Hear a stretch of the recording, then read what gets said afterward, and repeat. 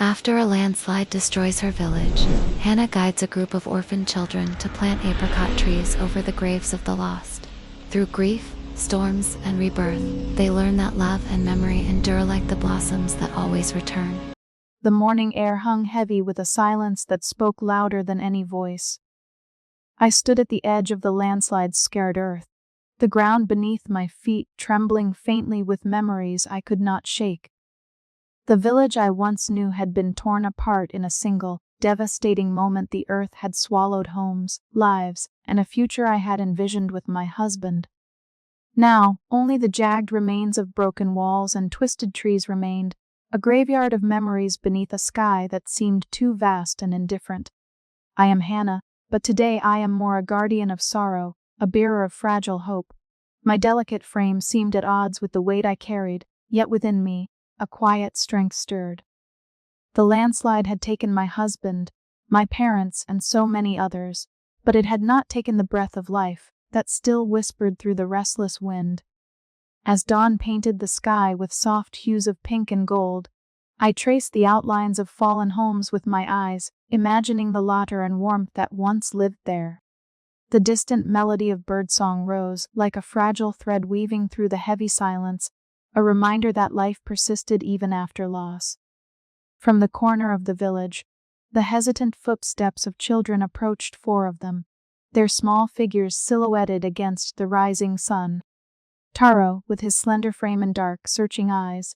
Kiko, her sharp gaze and defiant stance belying the storm within. Sora, the youngest, whose curiosity flickered behind tear-streaked cheeks, and another child, silent but present, a shadow of grief in their own right. They were the orphans, the ones left behind by the landslide's cruel hand, and now they were mine to guide. I greeted them with a soft smile, my voice barely more than a whisper. Today, we begin a new journey, together. Their eyes flickered with uncertainty and something fragile, hope, perhaps, or the longing for it.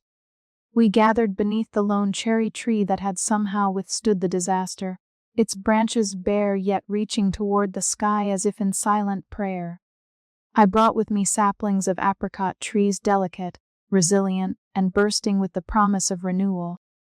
I explained how these trees would grow over the graves of our lost loved ones, their blossoms a living memory of those we held dear. Taro lowered his gaze, clutching a small notebook where he had been sketching apricot blossoms since the day I taught him about their significance. Kiko's eyes narrowed, her lips pressed into a stubborn line, but she did not turn away. Sora's small hands trembled as he reached for a sapling, his innocence unbroken despite the shadow of grief. Together, we knelt in the soft earth, the scent of spring rain mingling with the rich aroma of the soil. The children's hands, dirtied and trembling, dug small holes beside freshly marked graves, each one a sacred promise to remember and to heal. I watched closely, occasionally brushing a stray lock of hair from my face, my fingers lingering on the rough bark of a young apricot sapling as I whispered to it, "Grow strong, and carry our memories with you." The earth, once torn and broken, welcomed the saplings as if recognizing the need for life to rise again. A gentle breeze stirred the branches overhead, carrying the faint scent of apricot blossoms yet to come. I closed my eyes and breathed deeply, feeling the weight of memory and the fragile pulse of new beginnings intertwine beneath the vast, watchful sky. In that moment, beneath the quiet resilience of the village and the tender care of new life, I dared to believe that healing could begin, that even in loss, there was the possibility of rebirth, and that the song of the falling apricots would one day fill the air with a melody of hope. But the path ahead was uncertain, and the shadows of grief lingered still. How would these children, and I, find the strength to nurture not only the trees but also our wounded hearts? The answer lay hidden in the seasons yet to come, in the silent growth beneath the earth, and in the quiet courage that stirs when we dare to hope. The morning air was cool and still as I gathered the children beneath the pale light of the waking sky. The orchard spread before us like a tender promise, the earth freshly turned, waiting to embrace the fragile apricot saplings we were about to plant. I knelt by a small hole, the soil soft and dark beneath my fingertips, and invited the children closer. "See how the roots spread gently," I said, lifting a young sapling with care. "We must place it softly into the earth so it can grow strong." Their eyes were wide, some curious, others hesitant. I could feel their grief like an invisible weight pressing down, yet here, in this quiet act, there was a chance to sow something new. Taro lingered on the edge, his slender figure hunched slightly, clutching a worn sketchbook. He didn't join the others at the hole but watched from afar, his dark eyes tracing the distant hills. I knew his silence well, a refuge from the pain that clung to him like a shadow. "Would you like to try planting one?" I asked gently, but he only shook his head, the corners of his mouth tight. Still, I saw him glance at the apricot blossoms fluttering in the breeze, a silent conversation between boy and tree. Kiko, on the other hand, stood with arms crossed and eyes sharp, as the thorny branches of the bushes nearby. Her defiance was fierce, a shield against the ache of loss. "Why plant trees for those who are gone?" she asked, voice trembling but resolute. "They won't come back no matter what we do." I met her gaze steadily, knowing the fear behind her words. "These trees are not for bringing them back," I said softly. "They are for remembering, for holding the past gently in our hearts while we learn to live again." She scoffed but didn't argue further, the tension lingering like a storm cloud. As the sun climbed higher, the children moved between moments of stillness and bursts of activity. Sora, with his boundless curiosity, dug eagerly, scattering bits of earth but laughing all the while. Micah arrived quietly, carrying a pot of herbal tea, its steam rising like a fragrant mist. She handed cups to the children, the warm liquid comforting them in ways words could not. "This will soothe the tired heart," she said with a smile, her eyes crinkling kindly. Yuki followed shortly after, his broad shoulders steady and reassuring.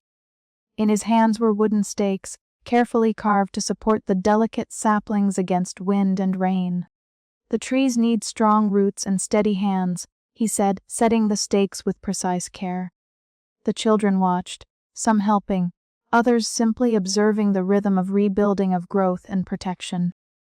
Throughout the day, I spoke to the children of impermanence, how life changed like the seasons, how loss and renewal were intertwined.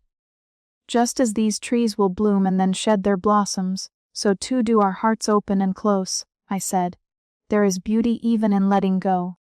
Some listened with quiet understanding, others with skepticism, but all were touched by the fragile hope that stirred beneath the sorrow. Taro finally approached me as the afternoon shadows lengthened. His sketchbook now open to a delicate drawing of an apricot branch, blossoms unfolding in ink and charcoal. "I want to draw them," he whispered, "so I can remember." I nodded, warmth filling my chest, and by remembering, we keep them alive. Kiko lingered nearby, her eyes softer now, though still guarded. I sensed a battle within her, a desire to hold on, and the faintest flicker of possibility in the new life we nurtured together. The village around us remained quiet, still bearing the scars of the landslide, but the small circle of children and I had begun to plant roots not just in the earth, but in each other's fragile hearts. As the day drew to a close, I paused to touch the rough bark of a newly planted sapling. It was slender and unsteady, yet alive much like us all. The wind stirred the apricot blossoms overhead, petals fluttering like whispered promises. Somewhere deep inside, a seed of hope took hold, fragile but persistent. "Tomorrow," I thought, "we will tend to these roots again, and maybe, just maybe, they will grow strong enough to carry us through the days ahead." But as the sun dipped behind the hills, casting long shadows over the village, I could not help but wonder, how many storms would it take before these roots held fast? The earth beneath our feet was soft and new, yet the weight of the past pressed silently, a reminder that healing was not a path without struggle. Still, with each small step, each seed planted, the promise of renewal whispered through the orchard, a song of falling apricots, fragile and beautiful in their impermanence. The soft afternoon sun filtered through the newly budding branches of the apricot trees, casting flickering shadows on the ground where the children sat, their faces a mixture of curiosity, sorrow, and quiet resistance. Grandmother Sato settled herself beneath the largest tree, her silver hair catching the light like a halo, and the children instinctively gathered closer. Hannah stood a little to the side, watching the scene unfold with a gentle smile, her heart swelling with hope and the ache of memory. Long ago, Grandmother Sato began, her voice low and soothing like the murmur of a distant stream. These apricot trees were planted by our ancestors as symbols of renewal. Each blossom that appears after the harshest winters is a reminder that life, no matter how fragile, always finds a way to return. The children listened, some with rapt attention, others with guarded expressions. Taro, sitting quietly at the edge of the group, pulled out his worn notebook and began to sketch. His pencil moved hesitantly at first, tracing the outline of a single apricot blossom, its petals delicate and almost translucent in the afternoon light. As he sketched, the tension in his shoulders eased, his dark eyes reflecting the subtle beauty of the flowers he drew. Kiko, sitting nearer the center, frowned and crossed her arms.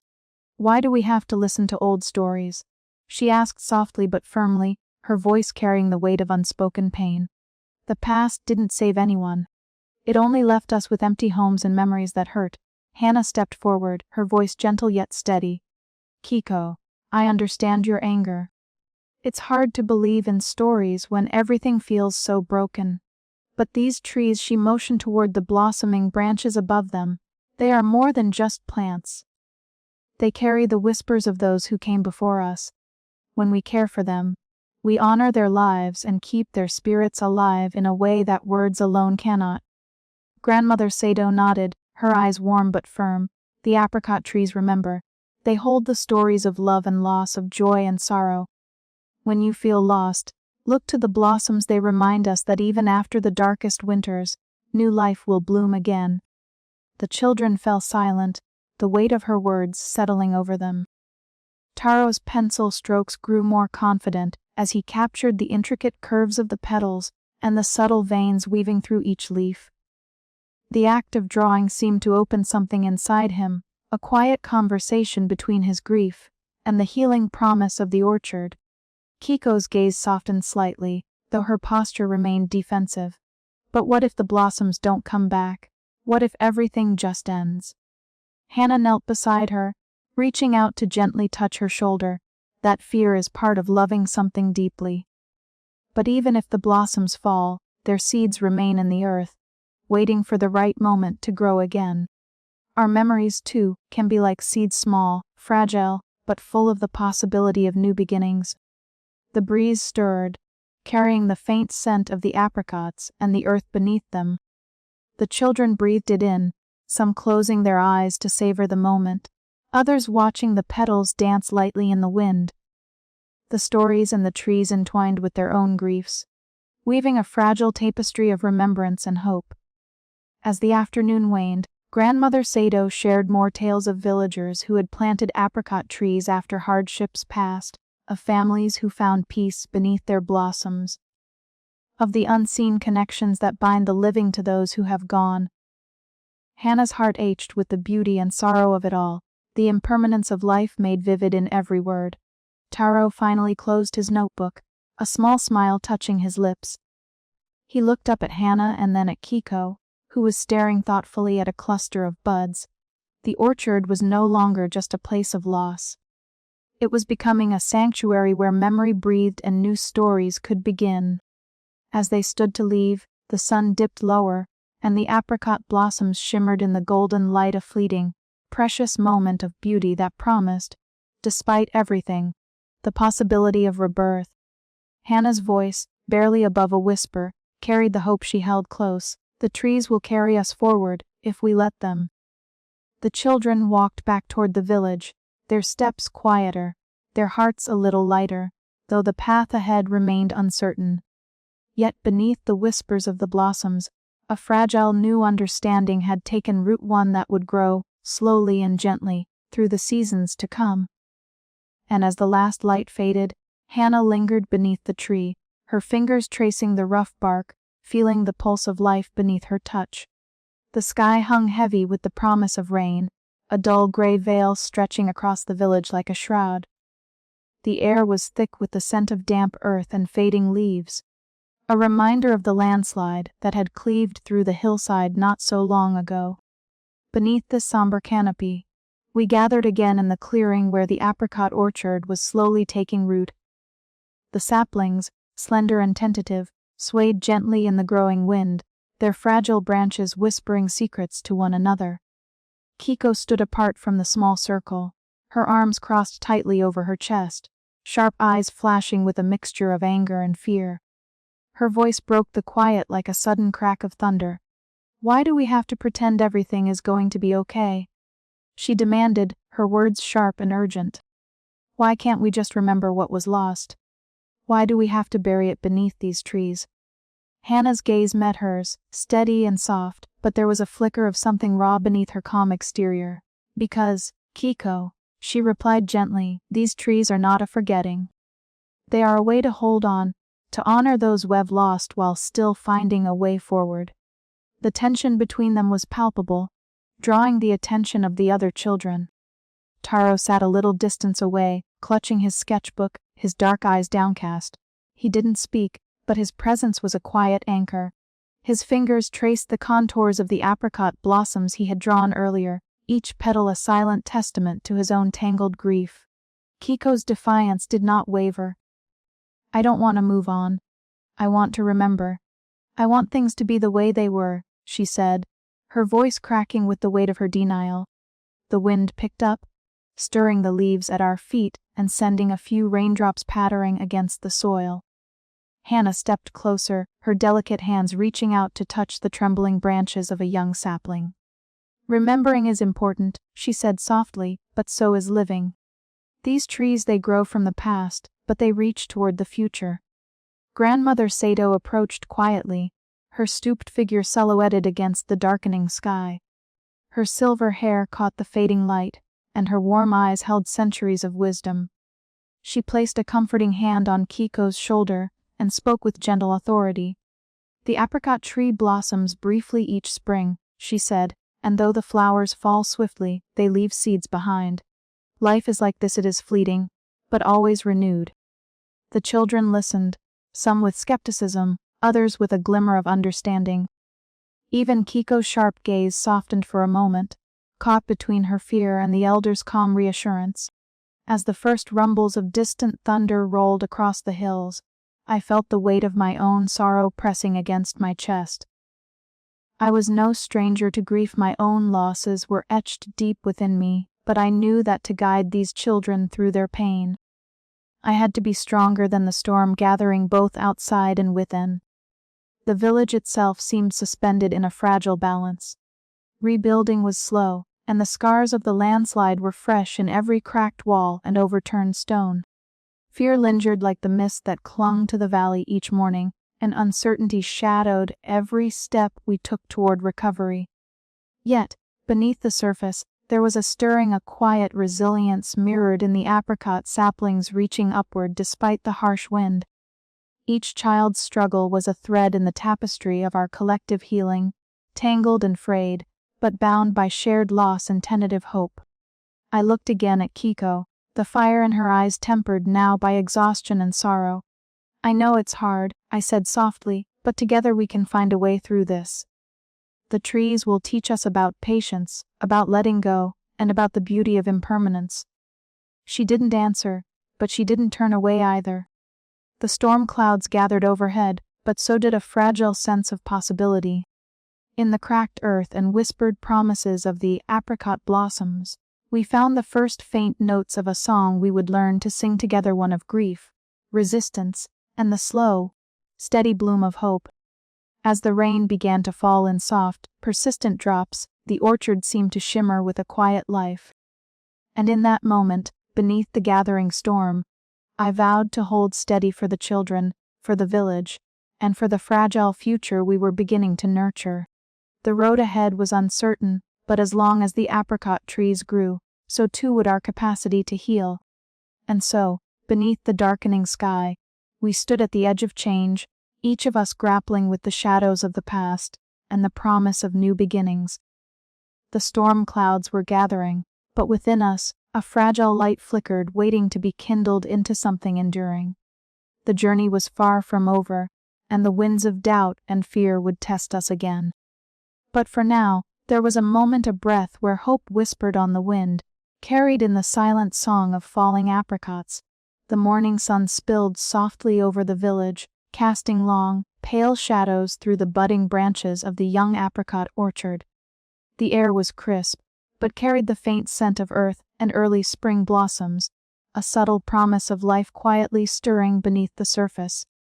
Hannah stood among the rows of saplings, her slender fingers brushing gently over a tender leaf as she watched the children gather around her. Their faces, a mixture of curiosity and tentative hope, reflected the fragile beginnings of something new, not just the trees, but the healing that they represented. "Remember," Hannah said softly, her voice barely above a whisper as though afraid to disturb the delicate moment, "these trees need patience. They do not rush to bloom, and neither should we." Taro knelt beside a sapling, his dark eyes focused intently on the small mound of soil he was smoothing around the roots. His slender hands moved with quiet care, the sketches of apricot blossoms he had drawn earlier still pressed in his notebook beside him. For him, the orchard was more than just trees. It was a silent sanctuary where his grief could take form without words. Kiko, standing a little apart with her arms crossed, watched Hannah's gentle instructions with a guarded expression. Her sharp eyes flicked between the saplings and the others, her body tense, as though holding back a storm beneath her calm exterior. When Hannah approached her with a small watering can, Kiko's hand trembled slightly before she took it, her stubbornness warring with the vulnerable fear that clung beneath her defiant stance. "You must be gentle," Hannah reminded her, kneeling down to meet Kiko's gaze.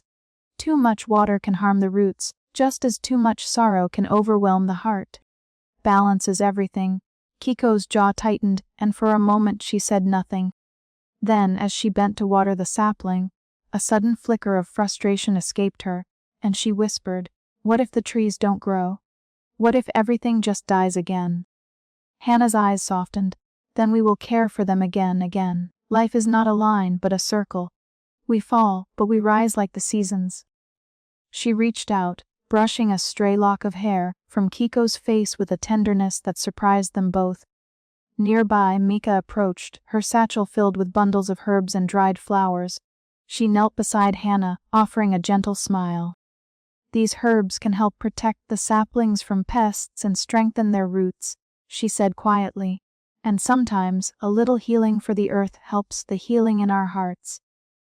Hannah nodded gratefully, accepting the bundles. The presence of Mika, with her knowledge of nature's remedies, brought a comforting warmth to the group. It was a reminder that the village's recovery was not hers alone. Others were ready to help nurture this fragile new beginning. Not long after, the sound of footsteps echoed through the orchard, steady and sure. Yuki, the village carpenter, arrived carrying wooden stakes and twine. His broad shoulders and work-worn hands marked him as a man accustomed to building things that lasted. "These supports will help the saplings withstand the winds," Yuki explained as he set to work, his movements calm and precise. "Just as we must support each other now." The children watched as he carefully tied the stakes, reinforcing the young trees with a quiet strength that seemed to seep into their very souls. The act was simple, yet profound, a visible sign that the village was beginning to bind itself together again, that they were no longer alone in their grief. As the day wore on, the children took turns tending the saplings. Taro's quiet focus deepened. He traced the veins of leaves with reverence, finding in the trees a language beyond words.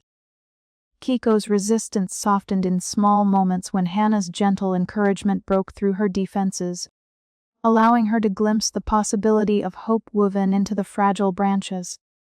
At one point, Kiko stumbled, her hands trembling as she tried to steady a young tree. A sharp breath escaped her lips, frustration bubbling to the surface. "It's not fair," she muttered, voice cracking. "Why should we have to keep caring for something that might just break again?" Hannah approached slowly, kneeling beside her. "Because it is in caring," she said gently, "that we find strength. Even if the tree falls, the roots remain, and from those roots new life can grow." Kiko's eyes flickered with tears she refused to shed, but the tightness in her chest eased just a little. The orchard was teaching them all difficult lessons about loss, about resilience, about the patience required to heal. As the sun dipped lower, casting a golden glow over the village, the children gathered their tools and looked out over the rows of saplings. Each tree stood as a quiet testament to their efforts and their shared sorrow. Hannah's heart swelled with a mixture of pride and melancholy. The work was only beginning, but the first fragile shoots of hope were growing. Mika's soft voice broke the silence. "Tomorrow I will bring more herbs, and perhaps some tea." Yuki nodded in agreement. "And I will be here in the morning to check on the supports. We will build this village back, branch by branch." Hannah smiled, a rare and genuine curve of her lips. "Thank you. Together, we will tend these saplings and ourselves." The orchard whispered in the evening breeze, the faint rustle of leaves a song of quiet perseverance. Beneath the fading light, the children and the village began to find their footing once more. Rooted in the soil of grief, but reaching toward the fragile promise of renewal. As night settled over the village, Hannah lingered a moment longer among the trees, her fingers tracing the delicate bark of a sapling. One day, she thought, these branches will bear fruit, and with it, new stories of life that outlast sorrow. But for now, they would tend the saplings, one careful step at a time, learning to nurture hope where loss had taken root. The weight of memory settled heavily around us, like the thick mist that clings to the valley each morning. As I watched Taro sit beneath the young apricot tree, his slender fingers gripping the worn pencil, I felt the ache that was not just his but a silent echo of all our grief. His eyes, dark and unfocused, traced the fragile blossoms on the branches above, as if searching for something that might bloom within himself. His sketchbook lay open, pages fluttering gently in the breeze, filled with delicate lines and shadows that captured not just petals, but the ghost of sorrow that clung to him like a second skin. I approached him quietly, careful not to disturb the fragile cocoon he had woven around himself. "Taro," I said softly, sitting down beside him on the cool earth. "Your drawings, they were beautiful." He did not look up, his voice barely a whisper. "It's easier to draw than to speak." I nodded, understanding the truth behind his words. Grief could be a prison, but sometimes the pencil was a key. "Whenever you were ready," I told him, "I'm here." But Taro's silence was a refuge he was not yet ready to leave. Meanwhile, Kiko's presence was like a storm brewing on the horizon. Her defiance was no longer subtle. It throbbed beneath every word she spoke, every sharp glance she cast my way. One afternoon, as the sun dipped low and painted the orchard in hues of rose and gold, she confronted me directly. "Why do you want us to forget?" she demanded, her voice trembling with anger and something deeper, fear, perhaps. "Our families are gone. How can you tell us to move on like it's nothing?" I looked at her, the fierce fire in her eyes both heartbreaking and familiar. "Kiko," I said gently, "I'm not asking you to forget. I'm asking you to remember in a way that lets you live. The apricot trees, they bloom beautifully, but briefly. Their blossoms fall, and in that impermanence, there is a kind of peace." Her jaw tightened. "Peace sounds like giving up." "Not giving up," I replied, "but accepting. Accepting that life changes, that loss shapes us, but does not have to define us forever." Kiko turned away, the tightness in her stance telling me that her heart was still a battlefield. That evening, sensing the growing tension within the group, I sought out Grandmother Sato. Her small house smelled of dried herbs and old paper, a comforting sanctuary from the restless world outside. She smiled warmly when I entered, her silver hair catching the soft lamplight. "They were struggling," I said, sitting quietly beside her. She nodded knowingly. The weight of memory is a heavy burden for young hearts. But stories can carry it gently. The next day, Grandmother Sato gathered the children inside her home, a modest room warmed by a crackling fire. The children sat close, their faces a mixture of curiosity and guarded emotion. Grandmother's voice rose and fell like soft music as she told them an old tale. Long ago, she began, there was a village much like ours, where apricot trees grew in abundance. The villagers cherished the blossoms, but they knew the flowers lasted only a brief moment before falling to the earth. They learned to find joy in that fleeting beauty, knowing that each blossom was a gift, a reminder that life, like the petals, is ever-changing. The children listened intently, the story weaving threads of comfort through their sorrow. Taro's eyes brightened slightly, and even Kiko's defiance softened as she sat still, wrapped in the warmth of the tale. Afterward, as the children dispersed into the orchard, I remained behind, watching the gentle sway of the apricot branches. The rustling leaves whispered secrets of impermanence and hope. Memory, I realized, was not a chain but a root strong, deep, and capable of nurturing new growth. In the quiet moments that followed, I felt the fragile stirrings of acceptance taking hold, a delicate balance between sorrow and renewal. The path ahead was still uncertain, but for the first time in many weeks, I sensed that we might walk it together. Bound by the weight of memory and the promise of the apricot's brief bloom, the orchard, much like the children, was growing silently, patiently, and with a resilience born from the depths of grief. And as the sun dipped beneath the hills, casting long shadows over the land, I whispered a prayer to the unseen. May we find strength in the fleeting, and peace within the impermanent. Yet even as hope began to bud, I knew the journey was far from over. The coming days would test us all in ways we could not yet imagine. But for now, beneath the spreading branches, we held on to each other, to memory, and to the fragile, beautiful promise of tomorrow. The morning air was heavy with a chill that seemed to seep not only through the skin, but through the very bones of the village. Clouds hung low, casting a muted gray light over the apricot orchard, where the saplings stood in neat rows, their fragile branches trembling in the biting breeze.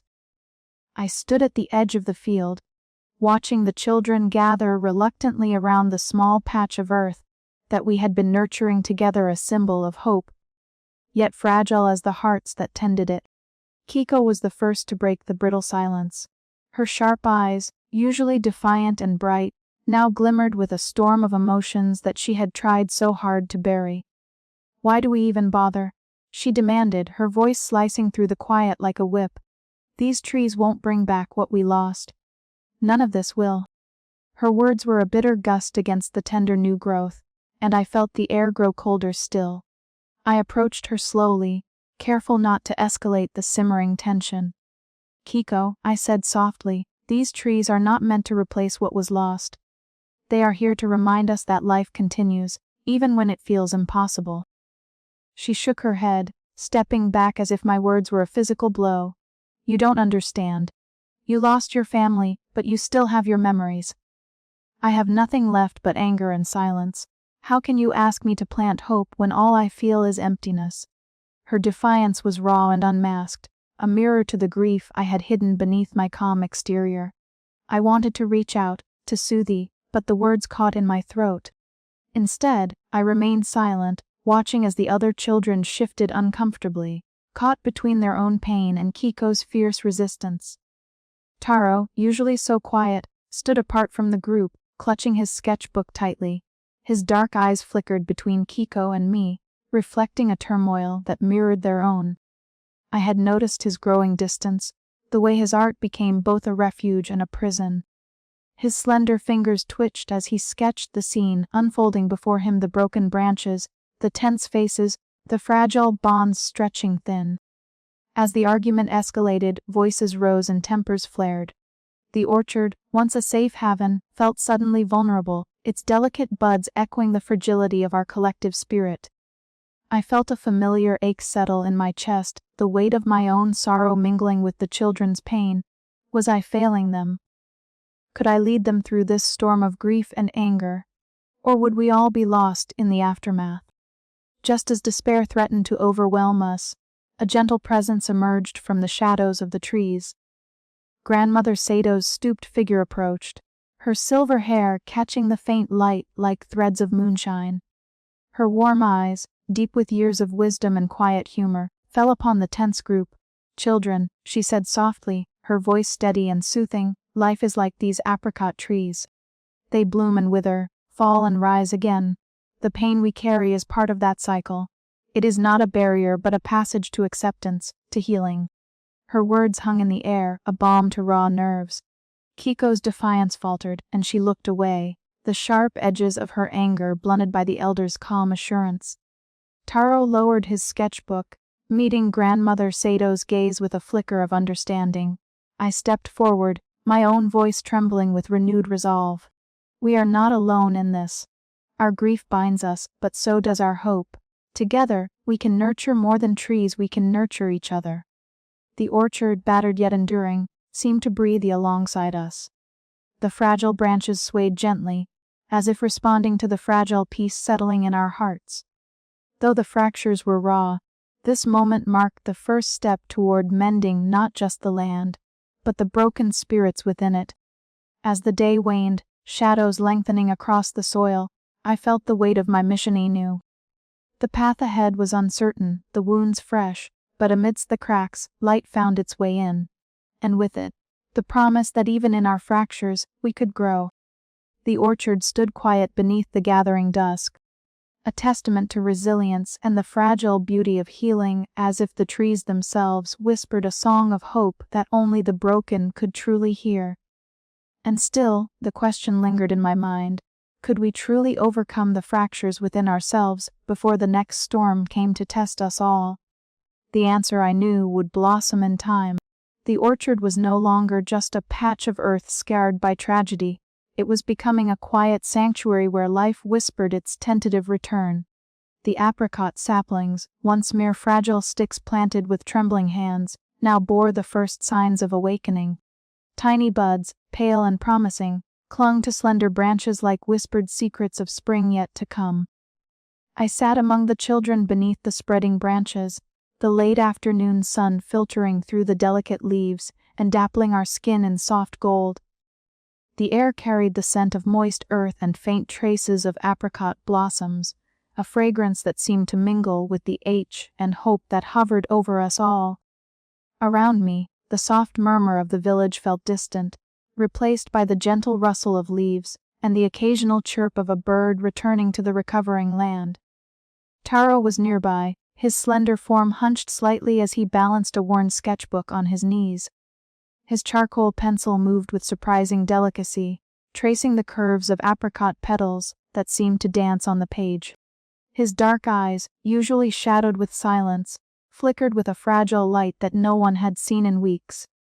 Watching him, I felt the slow unfolding of something precious, the first cracks in the walls he had built around his grief. "Taro," I whispered softly, careful not to disturb the fragile piece, "your drawings are beautiful." He glanced up, a faint smile flickering before retreating. "It helps," he murmured, eyes returning to the page. "Sometimes the words get stuck, but the blossoms, they say what I can't." Near the orchard's edge, Kiko stood apart, her arms crossed tightly over her chest. Her sharp eyes, usually blazing with defiance, were fixed on the young trees with a reluctant softness that betrayed her usual bravado. A gentle breeze stirred the branches, scattering pale petals like whispered memories across the ground. She exhaled slowly, the sound barely audible but heavy with unshed emotion. "Kiko," I ventured, approaching with cautious steps, "the trees are growing. They remember. We remember." She turned to me, her gaze guarded but less rigid.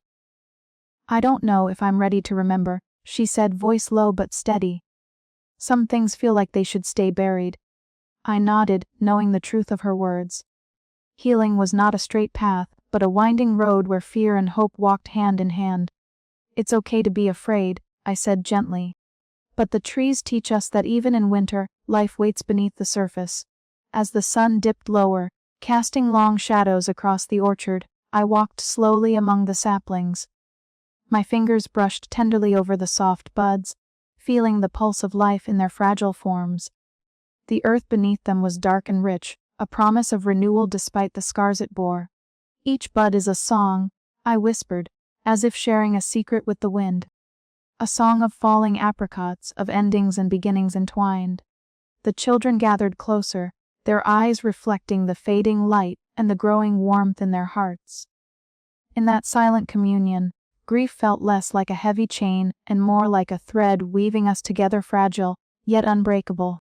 Taro closed his sketchbook at last, his gaze meeting mine. Maybe, he said softly, we can grow, even after everything. Kiko looked up at the sky, where the first stars began to appear.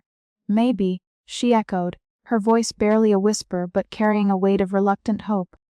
And beneath the quiet boughs of the apricot trees, I felt it too, the slow, silent growth of something new, fragile yet fierce, promising that even amidst loss, life could bloom again. But the journey was far from over. As the night deepened, a question lingered in the cool air. Would our fragile hope be enough to withstand the shadows still lurking in our hearts, and the unpredictable challenges that lay ahead? The song of falling apricots had begun, delicate and haunting, and we had only just learned to listen. Outside the village, the wind whispered through the trees, carrying with it the weight of memory and the promise of change. Inside the orchard, beneath the tender buds and fragile branches, a quiet revolution was taking root, one of healing, of acceptance, of the gentle courage it took to face impermanence and still choose to grow. The apricot trees stood as silent witnesses to our sorrow and our hope, their silent growth a testament to the resilience of the human heart. And as I looked at the children, at Taro's softening gaze, at Kiko's subtle release of tension, I knew that though the road ahead would be long and uncertain, we had taken a vital step together. The silent growth of the orchard was not just the sprouting of trees. It was the blossoming of something deeper, the fragile, tentative beginnings of new life within us all. And so, beneath the watchful sky, we waited, listened, and hoped for the next chapter waiting to unfold beneath the falling apricots. The morning light spilled softly over the village, filtering through the scattered clouds that lingered like a gentle promise. The once shattered homes now stood as quiet skeletons of resilience, their timbers freshly joined and roofs propped with sturdy beams. Yuki moved among the villagers with a calm authority, his calloused hand steady as he guided the younger men and women in repairing what nature had so ruthlessly taken. Hannah watched from the edge of the gathering, her eyes tracing the slow rhythm of rebuilding, the hammering, the sawing, the careful fitting of each board. It was a symphony of renewal, a collective heartbeat pulsing through the village's veins. She felt the weight of months of sorrow beginning to lift, replaced by a fragile but growing determination. Taro lingered nearby, his slender frame hunched over a small sketchbook. His pencil moved swiftly, capturing the outlines of the new beams and the faces of those around him. Hannah approached, her voice a soft murmur. "Your drawings are beautiful, Taro." He looked up, eyes dark but shimmering with something new, a flicker of trust. "I like to remember the good things," he said quietly. "Like the way the light hits the wood." Kiko stood a little apart, arms crossed, her sharp eyes flicking between the workers and Hannah. The stubborn set of her jaw softened as she observed the steady progress. When Hannah beckoned her over, she hesitated but came, shoulders tense yet open to the possibility of change. "You see," Hannah began, kneeling beside the apricot saplings, "each nail driven into these beams is like a promise. Not just to rebuild walls, but to rebuild lives." Kiko's gaze fell to the tender green leaves of the saplings. "But what if they don't survive? What if everything falls apart again?" Hannah reached out, brushing her fingers lightly along a slender branch. "Then we will plant again, and again. Because in every ending, there is a new beginning." Sora, the youngest of the children, tugged at Hannah's sleeve with a bright smile. "I want to help build, too." Yuki chuckled, his broad shoulders turning as he spotted the small boy. "There's a place for everyone here, Sora. Even little hands can do big things." As the day stretched on, the village became a hive of quiet activity. Mika moved through the groups, her herbal teas and salves offering relief to tired muscles and aching spirits. Her gentle laughter lifted the air, weaving threads of comfort into the fabric of the day. Grandmother Sato sat beneath the shade of a blossoming apricot tree, her silver hair catching the light like a halo. She shared stories of the village's past, tales of ancestors who had faced hardship and loss, yet found strength in the earth and each other. Her voice was a soothing balm, reminding all that they were part of a living chain, unbroken despite the pain. As afternoon waned into dusk, The newly rebuilt homes stood firm, their shadows stretching long and peaceful over the soil. Lanterns were lit, casting warm pools of golden light where neighbors gathered to share food, stories, and laughter, fragile and precious as the first blossoms on the apricot trees. Hannah lingered beneath the canopy of leaves, feeling the pulse of life around her. The children came close, their hands dirt-streaked but hearts lighter. Taro showed her the sketches he had made, each line a step toward healing. Kiko, standing beside him, offered a tentative smile, a crack in the armor of resistance. "We were growing," Hannah whispered, almost to herself. "Not just the trees, but us." The village, once broken and silent, now breathed with quiet strength. In the shared labor, the stories exchanged, and the gentle tending of saplings, the people found a new family, one rooted in grief, but blossoming with hope. Night deepened, and as the stars appeared overhead, Hannah thought of the days ahead. The road would not be easy, but gathered strength, like the roots of the apricot trees, would hold them fast through storms yet to come. And in that thought was a seed of peace, waiting patiently to bloom. The days that followed were filled with steady work and quiet moments of reflection. The village, once a place of shattered dreams, began to pulse with tentative life. Children played among the budding branches of the orchard, their laughter a fragile thread weaving through the air. Taro's drawings grew more intricate, the lines capturing not only the shapes around him, but the emotions he could not yet voice. Hannah encouraged his art, sensing in it a bridge between his silent grief and the world he longed to rejoin. Kiko, once so fierce in her denial, slowly lowered her defenses. She helped Yuki fashion supports for the frail saplings, her hands steady though her eyes betrayed lingering fears. When she spoke of her family, it was with a voice softened by acceptance, the sharp edges of loss beginning to smooth. Hannah found strength in their small victories, in the way the community gathered each evening beneath the apricot trees to share stories and dreams. Mika's herbal remedies soothed their wounds, both visible and hidden, while Grandmother Sato's tales wove a tapestry of continuity and hope. The village was no longer a place of endings, but the fertile ground for new beginnings. And as the first petals of the apricot blossoms unfolded, so too did the hearts of those who tended them, fragile, open, and ready to grow. Yet beneath the calm surface, Hannah knew the path ahead held storms both literal and unseen. But for now, in this moment of gathering strength, there was only the soft promise of dawn and the gentle music of life renewed. The song of falling apricots whispered through the air, carrying with it the hope of all who had lost and all who dared to hope again. Even as the village settled into its new rhythm, moments of quiet reflection punctuated the days. Hannah often found herself beneath the apricot trees, watching the children as they tended their fragile charges. Each touch, each whispered word to the saplings was a testament to their growing resilience. One afternoon, as a breeze stirred the orchard, Taro approached her with a sketchbook in hand. "Look," he said softly, opening it to reveal a detailed drawing of the village homes rebuilt.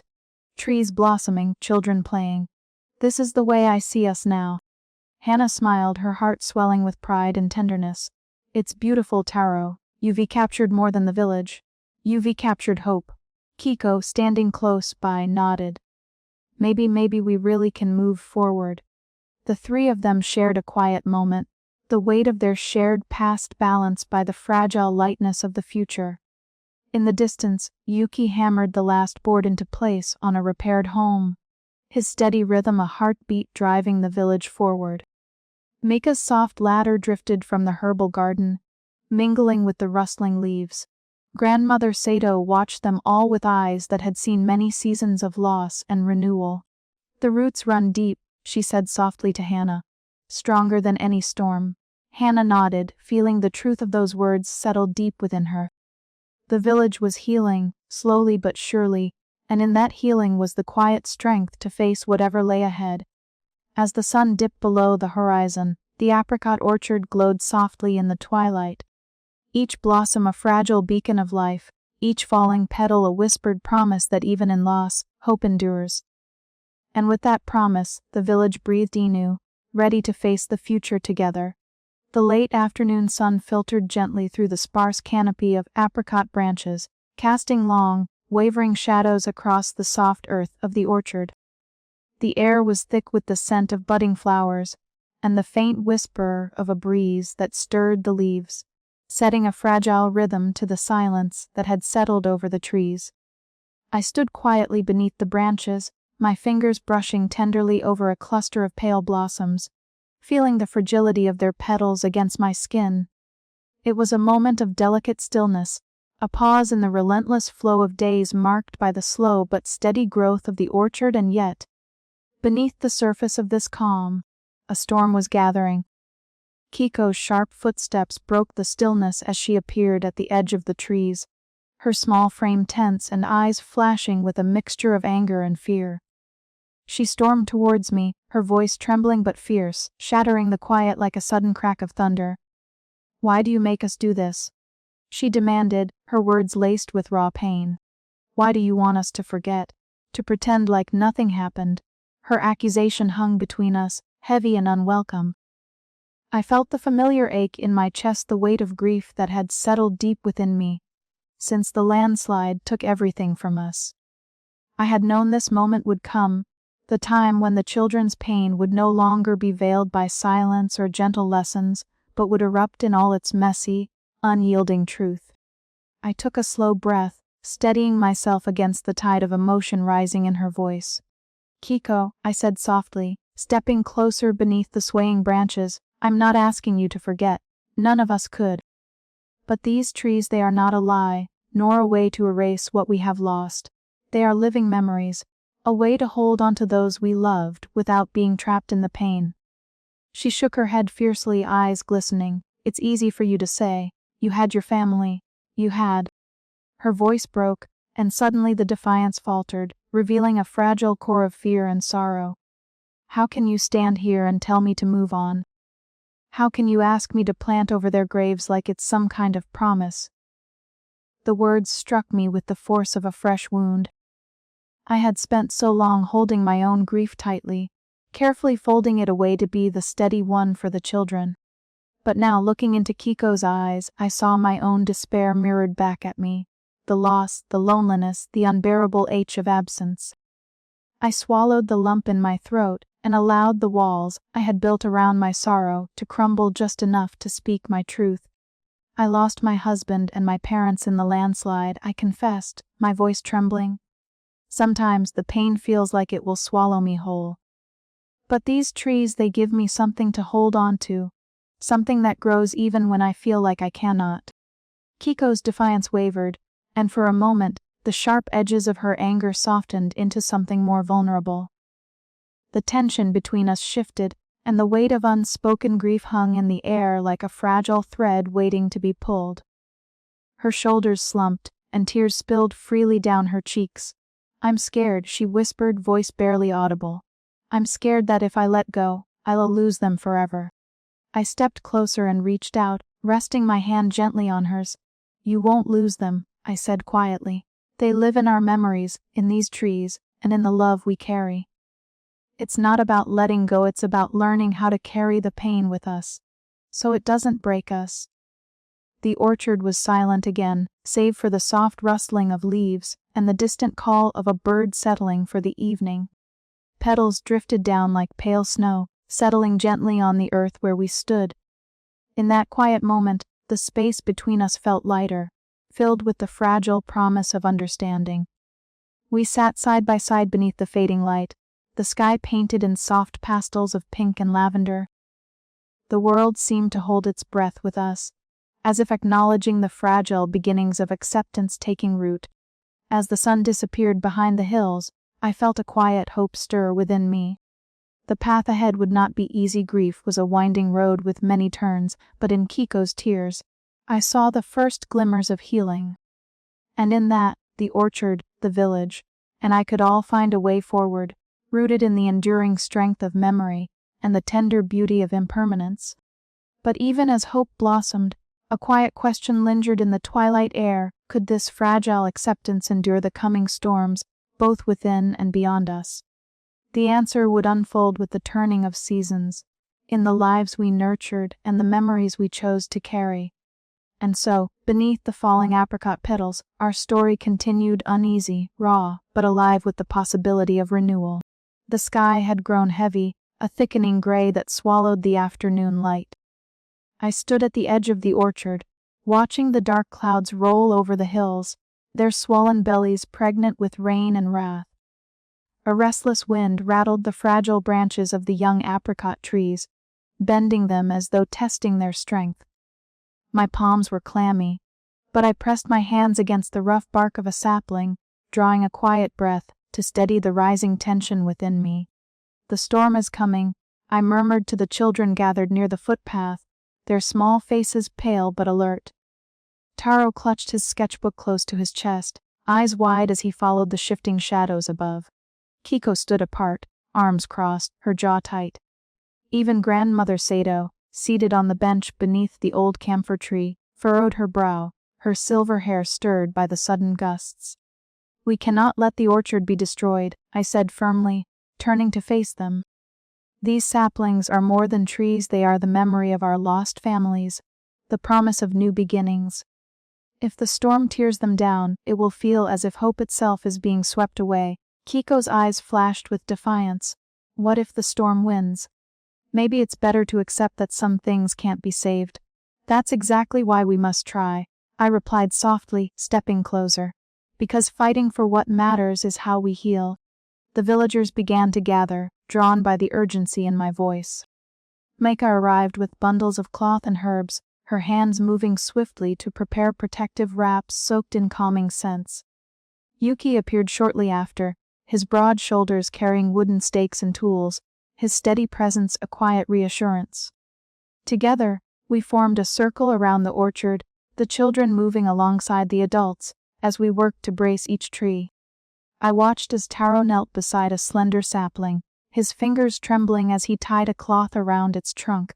The wind tugged at his coat, but he held firm, his dark eyes focused and resolute. Nearby, Kiko hesitated at the orchard's edge, rain beginning to fall in cold droplets. Slowly, she stepped forward, her hands trembling as she helped secure the protective cloths, her defiance softening into something like acceptance. "It's going to be all right," I whispered, more to myself than anyone else. "We will endure this, together." The first rumbles of thunder echoed over the hills as the storm drew closer, but in that moment, beneath the gathering clouds and amid the sheltered trees, we found a fragile strength. Our hands, young and old, intertwined with purpose, our breaths mingled in the cool air, steady and sure. The apricot orchard, our living memorial, stood guarded not just by wood and cloth, but by the unyielding spirit of a community refusing to surrender to despair. Night was falling fast when the first sheets of rain began to hammer the earth, drumming against leaves and rooftops alike. We gathered at the edge of the orchard, eyes scanning the shadows where the saplings bent and swayed. The storm was no longer a distant threat, it was upon us. "Stay close," I urged the children, my voice low but calm. "We will face this night together." Taro's hand found mine, small and trembling but steadying. Kiko, standing beside him, nodded quietly, her earlier resistance melting into a shared resolve. Grandmother Sato hummed an ancient melody, her voice a steady thread weaving through the roar of the wind. As lightning tore across the sky and thunder shook the ground beneath our feet, I held on to a single truth. No matter how fierce the storm, life like the apricot trees would endure. And in that endurance, we would find our way back from the darkness.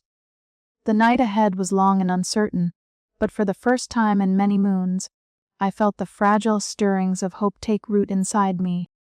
The storm would test us all, but we were ready to fight not just for survival, but for the promise of new beginnings blossoming in every falling apricot. And so, with the tempest raging around us, we prepared to stand guard, united beneath the restless sky.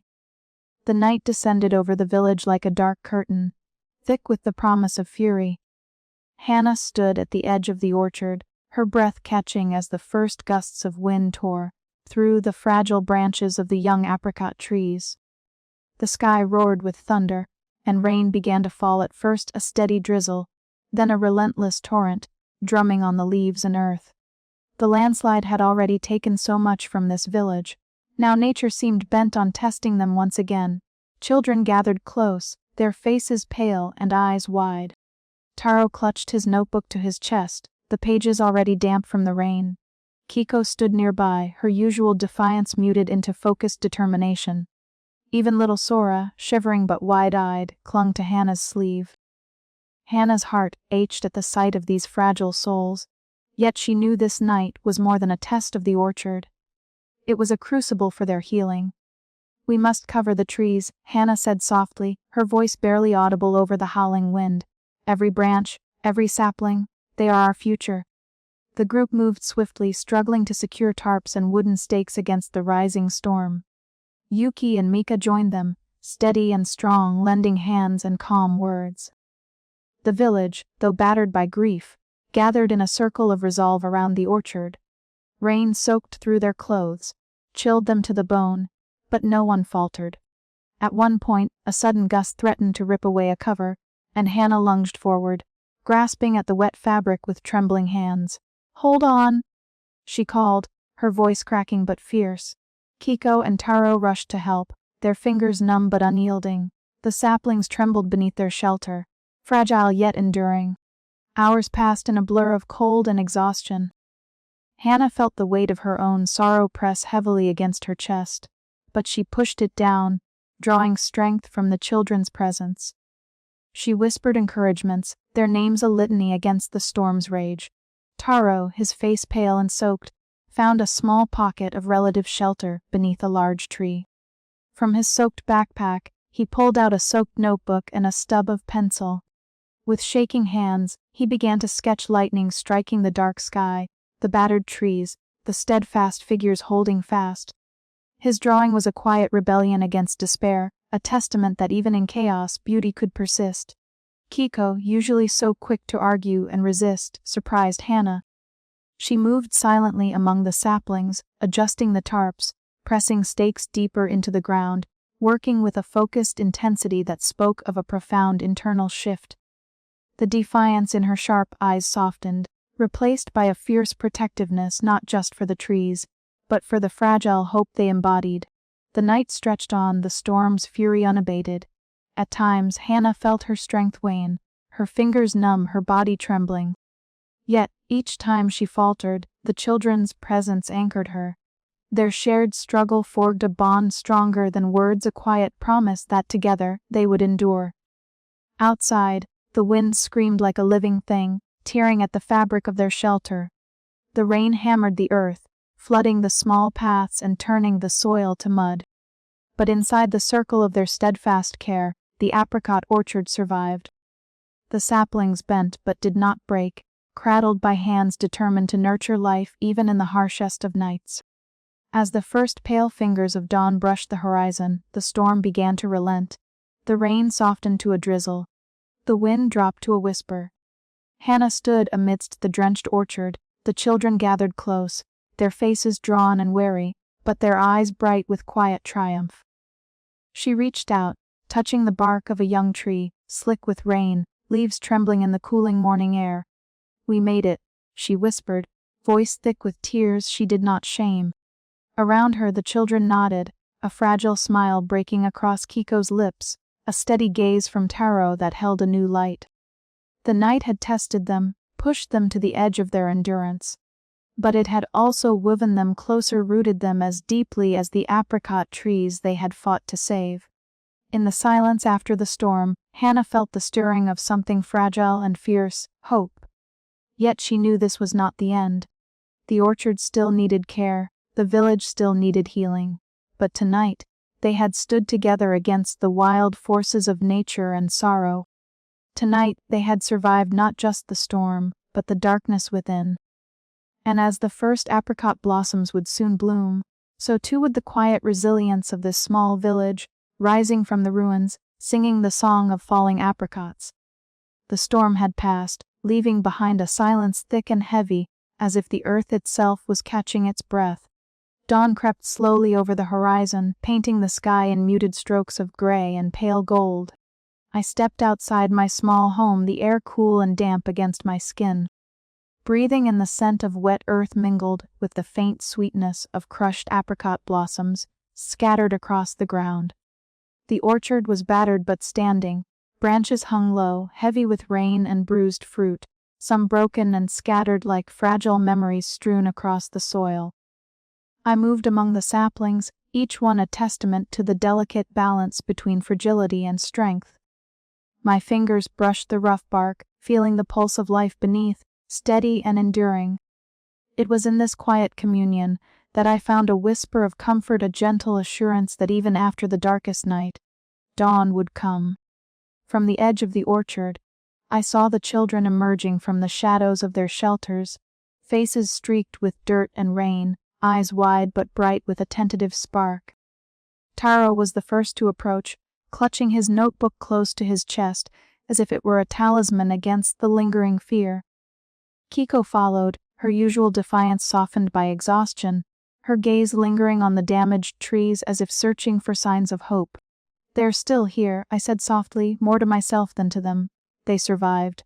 Taro nodded, a small smile flickering at the corners of his lips. "Like us," he whispered.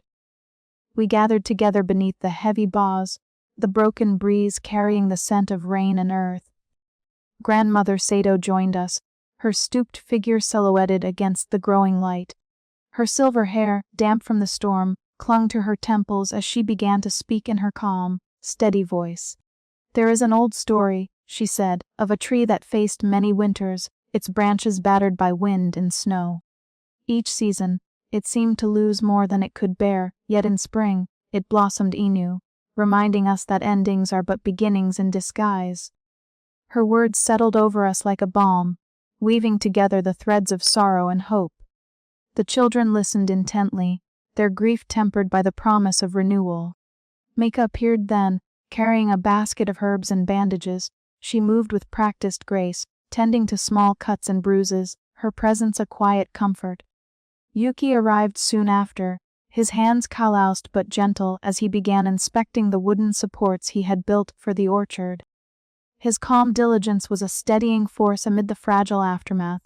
Together we began to clear the debris, our movements slow but purposeful. The earth beneath our feet was soft, yielding to the touch, fertile despite the storm's fury. As I watched the children work side by side, I saw in their faces the first glimmers of something I had thought lost hope. It was a fragile thing, delicate as the apricot blossoms, but it was there, growing. That night, as I sat by the window, the moon casting silvery light over the orchard, I allowed myself to feel the weight of what we had endured. The impermanence of suffering was a lesson cruelly taught, yet within it lay the strength of endurance. We were like the trees battered, bruised, but still standing, still reaching toward the light. Taro's sketches now filled with scenes of resilience, twisted branches blooming against gray skies. Kiko's sharp eyes held a softer light, her resistance giving way to quiet acceptance. The village, scarred but unbroken, was beginning to breathe again. In the quiet aftermath, beneath the battered apricot trees, the song of falling petals whispered a promise that even in loss, life would find a way to bloom once more. And in that promise, I found a fragile peace, the first step toward healing not just for myself, but for all of us. The storm had tested us, laid bare our fears and our fragility. But it had also shown us the strength that comes from standing together, rooted in shared grief and hope. As dawn broke fully, spilling warm light across the land, I felt a tentative but unshakable certainty: we would endure. We would grow, and from the darkness we would rise. Yet even as the village stirred awake, I knew this was but one moment in a longer journey.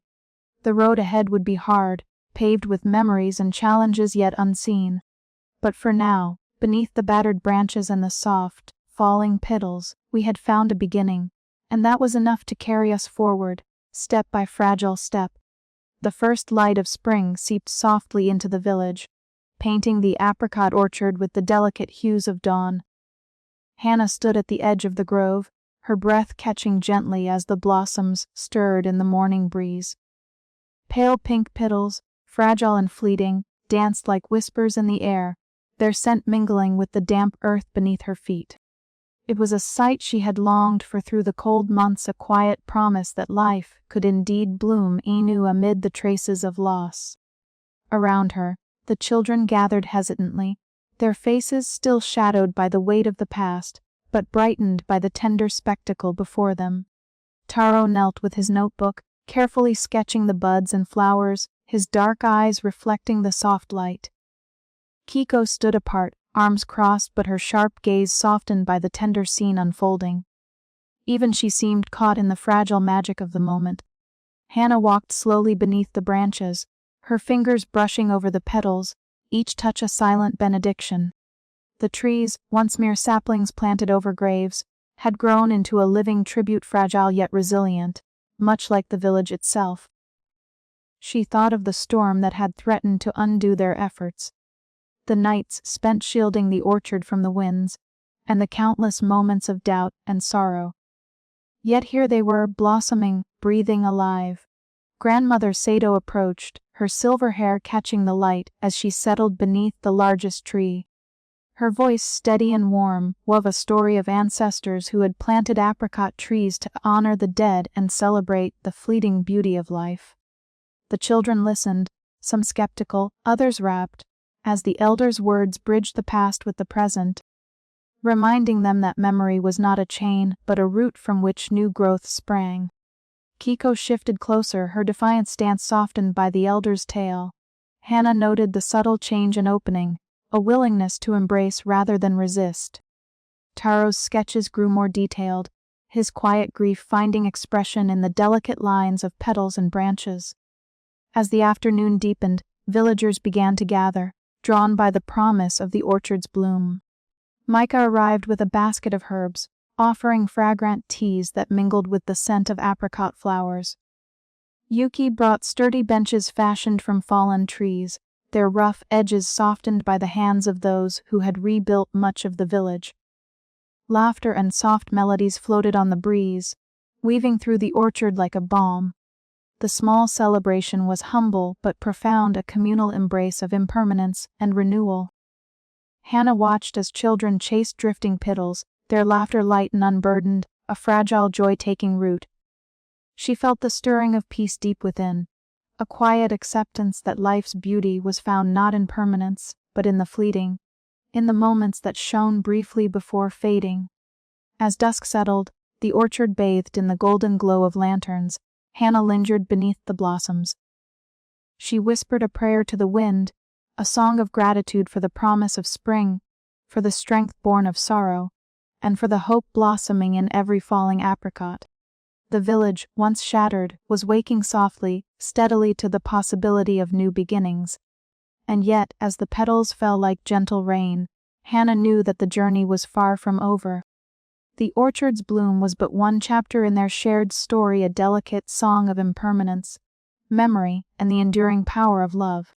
Tomorrow would bring new challenges, new moments to cherish and endure. But for now, beneath the soft canopy of flowering branches, hope blossomed with a quiet, resilient grace. The wind carried the scent of apricots through the village streets, a subtle reminder that life, like the petals, was meant to be treasured even as it slipped away. Hannah took a deep breath, feeling the promise of spring settle within her heart, ready to face the days ahead with a gentle strength born of sorrow and the beauty of impermanence. "Look," she whispered to the children gathered near, "even the petals that fall nourish the earth. So do our memories nourish our hearts." Taro smiled softly and Kiko nodded, a fragile peace resting in their eyes. The village was waking, the orchard blooming, and with each falling apricot, a new song began, one of healing, hope, and the endless cycles of life. The promise of spring was theirs, and Hannah knew they would hold it, tender and true, beneath the ever-changing sky. The morning sun cast a gentle glow over the apricot orchard, where delicate pink blossoms trembled softly in the light breeze. I stood among the saplings with the children, my hands steady but heart full of quiet anticipation. Today was a day unlike any before, one where we would not only tend to the trees, but also honor the memories rooted deeply in the soil beneath them. "Come, gather close," I said softly, beckoning the children to form a small circle. Their eyes, a mixture of curiosity and lingering sorrow, followed me as I reached into the woven basket at my feet. Inside lay small wooden plaques, each carefully inscribed with the names of those they had lost, their parents, siblings, grandparents. Each name was a whispered echo of love and loss, carved with care as if to capture the essence of those who had vanished too soon. Taro took his plaque with trembling hands. I noticed the way his dark eyes lingered on the smooth wood, the weight of his grief balanced by a quiet determination. Beside him, Kiko's fingers clenched tightly around hers. I caught the flicker of defiance in her sharp gaze, but also sensed the fragile thread of acceptance beginning to weave through her heart. These plaques, I explained, are not just markers, they are bridges between the past and the present. Every time we care for the apricot trees, we remember those who nurtured us with their love. Through this, they live on in the gentle sway of branches and the bloom of petals. Grandmother Sato, her silver hair catching the sunlight like strands of woven moonlight, stepped forward with a smile that held centuries of wisdom. In our ancestors' stories, she began, her voice a warm embrace, the apricot tree is a symbol of resilience. It blooms even after the harshest winters and storms. It teaches us that life continues, even when it seems broken. The children listened, some nodding, others silent, their faces reflecting the deep stillness of the moment. I watched as Taro sank down beneath the boughs, his sketchbook open on his lap. His pencil moved swiftly, tracing the delicate petals with a tenderness I had not seen in weeks. Through his art, Taro was speaking a language of healing, one that words had yet to find. Kiko remained standing, her usual defiant stance softened by the dappled light filtering through the trees. After a long pause, she stepped closer, her voice barely above a whisper. "Hannah," she said, "I'm scared. I don't want to forget them, but maybe I can hold them differently now." Her confession hung in the air, fragile as the blossoms around us. I reached out, gently touching her shoulder. "That's all any of us can do," I replied. "Hold them in our hearts, and let the trees carry their memories forward." The ritual began as the children knelt by their respective apricot trees, planting the plaques carefully into the earth. Their fingers brushed the soil, mingling grief with hope, sorrow with renewal. The village elders looked on, their warm smiles a testament to the enduring spirit of our community. As the morning stretched into afternoon, the orchard seemed to breathe with us, each rustle of leaves a whispered prayer, each falling petal a fleeting moment of beauty and remembrance. In that sacred space, the boundaries between past and present blurred, and the seeds of memory took root alongside the saplings. I found myself caught between the melancholy of loss and the gentle promise of rebirth, a feeling that ebbed and flowed like the tides. The children's laughter, soft and tentative, began to mingle with the songs of birds returning to the branches. It was a symphony of healing, composed in the key of impermanence. As dusk painted the sky in hues of lavender and gold, I gathered the children once more beneath the blossoming canopy. "Remember," I said, "each petal that falls is a song of those who came before us, and a promise that life, in all its fleeting beauty, continues." Kiko's eyes glistened as she nodded, and Taro's smile, quiet but genuine, warmed the chill of evening. Grandmother Sato's stories had sewn threads of continuity into our hearts, binding us to the past even as we stepped forward into the unknown. In the stillness that followed, I felt the weight of my own grief lighten, carried away on the breeze with the falling apricot petals. The orchard was no longer just a place of sorrow, but a living testament to resilience, memory, and hope, a sanctuary where the seeds of memory blossomed alongside the promise of tomorrow. And so, beneath the gentle watch of the blooming apricot trees, we planted not only wood and roots, but also the fragile beginnings of healing, each one a testament to the enduring power of love and remembrance. The days ahead would not be without sorrow, but they would be filled with the quiet strength that comes from embracing impermanence and finding beauty in every fleeting moment. For in the song of falling apricots, we had discovered a melody of hope that would carry us through the seasons to come. As night settled over the village, I lingered under a tree, feeling the soft petals brush against my cheek like whispered blessings. The path ahead was uncertain, but I knew within the fragile bloom of each apricot flower there was the promise of new life, new memories, and the gentle courage to move forward. And so, with a heart both heavy and hopeful, I closed my eyes and listened to the orchard's song, the song of falling apricots, carrying us all toward the light of a new spring. The gentle hum of bees and the soft rustling of apricot blossoms filled the air as I wandered slowly through the orchard. This place, once scarred and silent, now bloomed with life and laughter.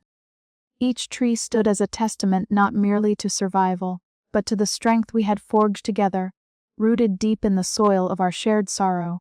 It had not been an easy journey. I remembered the early days, when grief lay heavy like an unyielding fog, and the children's eyes reflected the storm within their hearts. Yet, here they were, Taro carefully sketching the delicate petals of flowers, Kiko offering steady hands to Grandmother Sato's gentle guidance, and all of us bound by the quiet promise of new beginnings. Taro approached, holding out a worn notebook. "Look," he said softly, his voice steady but humble. I bent to see the lines and shades he had drawn, the orchard in full bloom, alive with color and light. It was more than art. It was hope etched on paper. "It's beautiful, Taro," I whispered. "You've captured something very important." A subtle smile touched his lips. "I think I'm beginning to understand." Meanwhile, Kiko moved nearby, her sharp eyes softened as she planted a new sapling beside Grandmother Sato. The defiance that once marked her stance had melted into a quiet determination, reflecting acceptance rather than resistance. Watching her, I felt a swell of pride, not just for her, but for all of us who had learned to embrace impermanence and find strength in vulnerability.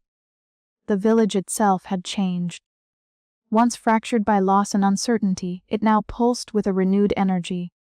Meika's herbal remedies soothed more than aching bodies, they comforted souls. Yuki's steady hands rebuilt not only homes but hope itself. Our community was knitting itself back together, thread by delicate thread. One evening, as dusk painted the sky in hues of pink and lavender, the villagers gathered beneath the blossoming trees.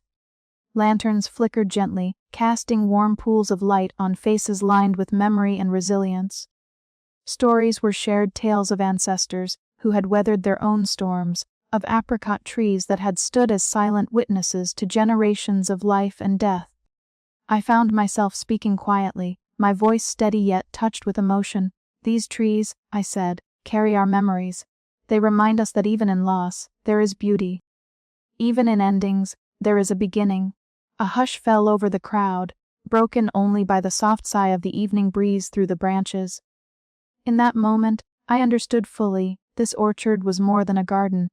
It was the heart of our village, beating anew with every blossom and every falling apricot.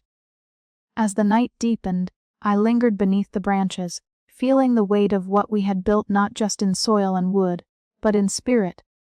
The roots of these trees had intertwined with the roots of our lives, binding us together in ways both fragile and unbreakable. And as I closed my eyes, I heard the faint, sweet song of falling apricots, a melody of grief transformed and hope reborn. But even as peace settled over us, I knew the journey was far from over. The seasons would turn, and with them, new challenges would come. Yet, with these roots binding us, I felt ready to face whatever future awaited, carrying forward the legacy of resilience and love that these trees and this village embodied. The orchard whispered its promise we would endure together, and so we would. The village had settled into a rhythm that was neither hurried nor stagnant, but rather a delicate balance between remembrance and renewal. Each morning, as the sun stretched its pale fingers over the horizon, I found myself drawn outside before the day's work began. The apricot orchard, once a fragile promise of hope, had grown into a living testament of perseverance. The branches, heavy with blooms and blushes of soft pink and white, swayed gently in the spring breeze, their petals falling like whispered prayers on the earth beneath. I often sat beneath one of the larger trees, its gnarled limbs a familiar embrace, and let the quiet wash over me. The hum of village life stirred softly in the distance, the faint clatter of wooden carts, the distant laughter of children playing, the rhythmic tapping of Yuki's hammer shaping planks for a new home. Each sound was a thread woven into the tapestry of healing. Taro was often nearby, perched on the low stone wall that bordered the orchard. His sketchbook was never far from his hands, and I watched him with a quiet pride as he captured the orchard's essence in delicate pencil strokes. His eyes, once shadowed by survivor's guilt, now gleamed with a subtle peace. I saw in his drawings not just the trees, but the light and shadow of memory itself, how the past and present intertwined with the world around us. Sometimes he would glance up and offer me a shy smile before returning his focus to the page. Kiko had changed as well, though her transformation was more gradual, like the slow unfolding of a tight bud. I saw her one afternoon helping grandmother Sato weave flower garlands from fresh blossoms gathered at the orchard's edge. Their hands worked side by side, fingers nimble and careful, as stories from the village's past flowed between them in soft, shared laughter. The defiant spark in Kiko's eyes had softened, replaced by a quiet strength born from acceptance. It was a subtle but profound shift, one that mirrored the delicate balance of life and loss we all carried. Grandmother Sato's presence remained a steady anchor for us all. Her stories of the apricot trees and ancestors wove a sense of continuity through the community, reminding us that we were part of an unbroken chain of resilience. Her silver hair caught the sunlight as she sat among the children, her warm eyes conveying both wisdom and gentle humor. She spoke often of impermanence not as an end, but as a cycle in which all things found their place. Her words settled in our hearts like seeds, waiting for the right moment to bloom. Meika continued her quiet vigilance, tending to those who sought comfort in her herbal remedies. Her presence was a balm for many, including myself, as we navigated the unpredictable tides of grief. Yuki's practical hands had rebuilt much of what the landslide had taken, his craftsmanship visible in every sturdy beam and carefully placed support in the orchard. Together, they embodied the spirit of collaboration and hope that had taken root alongside the trees. In the evenings, the village gathered beneath the orchard's blossoming canopy. Lanterns flickered softly, casting a warm glow that danced on the petals and faces alike. I led the children and neighbors in a remembrance ritual, a quiet honoring of those we had lost and the lives we continued to nurture. The scent of apricot blossoms mingled with the earth's cool breath, creating a sacred space where grief and gratitude coexisted. The children's voices, once hesitant and broken, now rose in gentle song, a melody of healing that carried through the night. As I looked around at the faces illuminated by lantern light, the tentative smiles, the steady gazes, the gentle touches, I felt the weight of our shared journey. The scars left by the landslide would never fully fade, but they no longer defined us. Instead, they had become the roots from which new life grew, nourished by memory, love, and the quiet resilience of a community bound by loss and hope.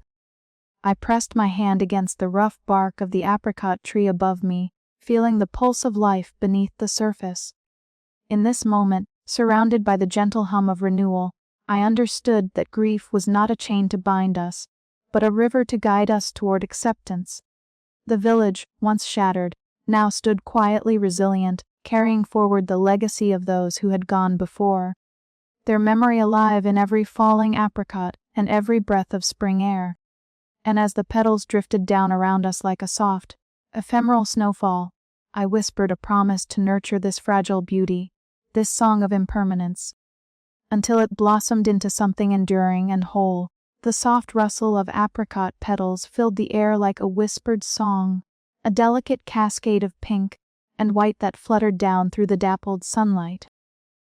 I stood beneath the blossoming trees, the branches heavy with flowers that seemed to glow with an inner light. The scent was sweet and faint, a gentle fragrance that mingled with the earthiness of spring rain still lingering in the soil. Around me, the children played quietly, their laughter a tender melody woven into the stillness. For a long moment, I simply breathed in the scene, letting the fragile beauty of the apricot orchard settle deep inside me. This was the place where sorrow had once rooted itself so firmly, where the landslide had torn through our lives with merciless force. And yet, here we were alive, growing fragile but unyielding. The trees, just as the village, had endured storms, loss, and fear. Now their blossoms were a living testament to the truth I had come to understand, that life was a cycle of falling and rising, loss and rebirth. Impermanence was not an enemy but a teacher. Taro sat nearby, his slender fingers carefully turning the pages of his sketchbook. His eyes, dark and thoughtful, traced the falling petals as if trying to capture their fleeting flight with graphite and ink. I watched him for a moment, how far he had come from the withdrawn boy, who once hid behind silence and shadow. His art had become his voice, a gentle bridge between memory and hope. Kiko stood apart from the others, her usual defiance softened into something almost reverent. She reached out a hand, letting a single petal rest on her palm before it drifted away in the breeze. I caught the flicker of vulnerability in her sharp eyes, the quiet acceptance that had taken root after months of resistance. It was a fragile thing, this piece, but no less precious for its delicacy. Grandmother Sato's voice rose softly from a shaded corner of the orchard, where she sat on a weathered bench surrounded by the younger children, including little Sora, whose wide eyes drank in every word. She told us stories of the apricot trees, tales passed down through generations of how their blossoms symbolized the fleeting nature of life, the beauty found in moments that could never be held forever. Her stories wove the past into the present, binding us to the roots of the village and the ancestors who had loved this land long before tragedy had struck. I stepped closer to the bench, my fingers brushing the rough wood as I listened. The sun was beginning to dip toward the horizon, casting long shadows and painting the sky with soft hues of pink and gold.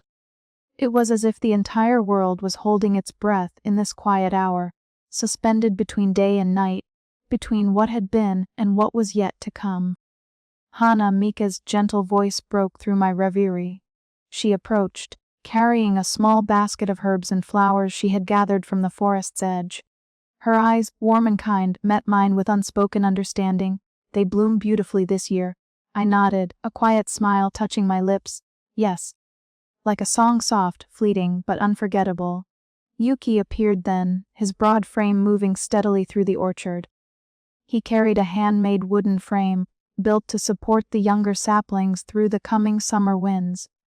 His presence was a reminder of how much the village had rebuilt not just homes and roads, but the very fabric of our lives. Together, we stood beneath the apricot trees, surrounded by children who had found new families in one another. The orchard was alive with gentle movement, the flutter of petals, the whisper of leaves, the soft murmur of voices sharing stories, laughter and tears. I thought of the long months that had passed since the landslide, the storms we had weathered, the nights filled with fear and exhaustion. Each moment had been a thread in the tapestry. We were weaving a tapestry of grief and healing, impermanence and hope. As the petals fell like a tender rain, I felt a profound peace settle within me. This was the song of falling apricots, a melody of endings and beginnings that played softly in the heart of the village. It was a reminder that even in loss, there was beauty. Even in impermanence, a promise of renewal. I closed my eyes and let the petals brush my face, their cool touch grounding me in the present. The future was uncertain, as it always was, but here, beneath these blooming branches, I found courage to face it with open hands and a hopeful heart. "Come, children," I called softly, my voice steady and warm. "Let us honor those we carry in our hearts and celebrate the life we nurture together." One by one, they gathered around me. Taro held his sketchbook close, Kiko's sharp eyes now softened with a quiet light, and little Sora reached out eagerly to catch a falling petal. Grandmother Sato began an ancient song, her voice steady and sure, weaving a thread of continuity through the orchard's gentle hush. The village, once broken and silent, now breathed as one beneath the apricot trees. We were bound by roots deeper than soil and stone, roots of memory, love, and the unyielding hope that even the most delicate blossom would fall only to give way to new life. And so the song of falling apricots carried on, a timeless melody that would echo through seasons yet to come, reminding us all that in impermanence, there is grace, and in every ending, a new beginning waits to bloom. The petals swirled around me like a soft, fragrant rain, and I whispered a silent promise to hold the past gently, to nurture the present tenderly, and to walk forward with the quiet strength of the apricot trees. As twilight deepened and the first stars began to shimmer, a sense of stillness settled over the orchard. Yet beneath that stillness, life pulsed quietly, steadily, a living testament to the enduring power of love, memory, and the fragile beauty of impermanence. And in that moment, I knew we were truly home.